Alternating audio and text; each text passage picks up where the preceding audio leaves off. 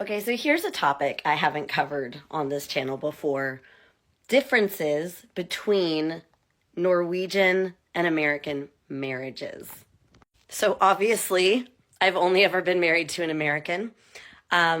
But one big difference that I can note, and that will be the subject mostly of this video, is the huge, almost inconceivable differences between the way money is handled and shared in American versus Norwegian marriages.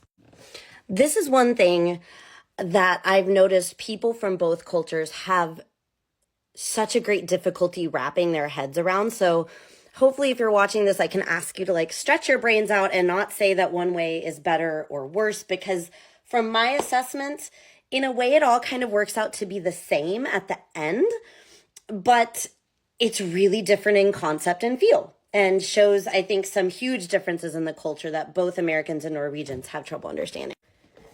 So in an American marriage, most people share their money. I do have some friends in America that have separate bank accounts from their partner, but for me, it's always been a little bit of a pause if I hear that. My first instinct is oh, don't you trust them? Even though straight up logically, I know that it makes more sense to have some of your money to yourself because I saw this in my own family when my biological parents got divorced. Somebody can run off with all the money. I know that logically. And yet still I have this moment of it's a little bit odd not to just automatically have a joint bank account with your partner in America. But in Norway, it's the complete opposite. Almost nobody shares bank accounts with their partner. And when my husband and I tried to get a joint bank account here, you can't. The concept doesn't exist. And I know y'all are going to want to correct me and be blah, blah, blah. Yes, it does. But it doesn't. It doesn't in the way that it does in America. I can add my husband as a user to my bank account and vice versa. But only one person can be the owner of the account. And that is different than in America, where two people can be the equal owner of the account. And these differences go even farther into how the money is used in a family. For us as Americans, it's surprising when we hear, okay, a Norwegian couple is renovating their shared house, but they each split it 50-50. So they take money out of their accounts, 50% to put into the joint money for renovation. Now, the reason that I say that to me this works out to be the same in the end is that ultimately, if a married couple in America is renovating their house and all their money goes into a shared account, and then they both put in for renovation from that account, it's essentially both their money. Now, I love y'all Norwegians and God bless y'all, but you're going to try to tell me it's still better the way you do it. And on this channel, I'm all about there's no better or worse in culture. It's just different. So here's how it's just different, not better or worse.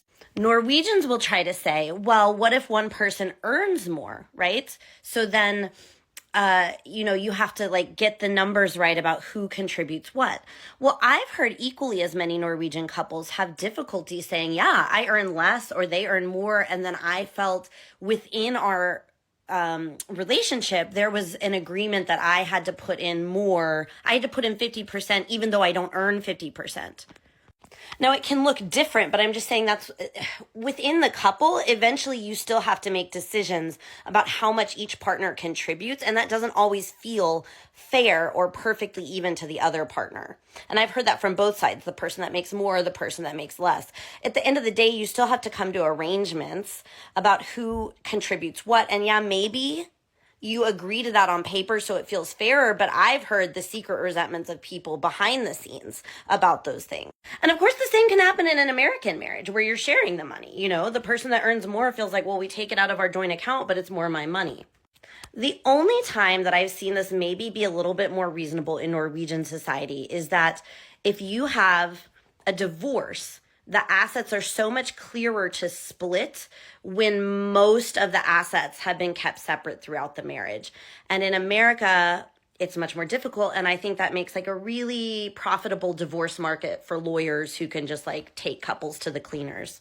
There's also the issue of alimony. If you get divorced in America, there is a very common thing where you have to pay your ex-partner money to keep them in the same lifestyle that they lived during the marriage. And that doesn't exist in Norway primarily because people keep separate bank accounts. But here's the real issue, actually, is that staying at home as a mom or like sometimes a dad, one parent staying at home is much more common in America. So sometimes you have somebody who's not earning at all. And so then you have to find a way to support them if there's a case of divorce.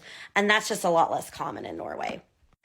Okay, this is already too long, and those are my first initial points. But yeah, huge difference. I find that couples in both areas have trouble wrapping their minds around it. Let me know if you have any questions about how that looks or feels in practice.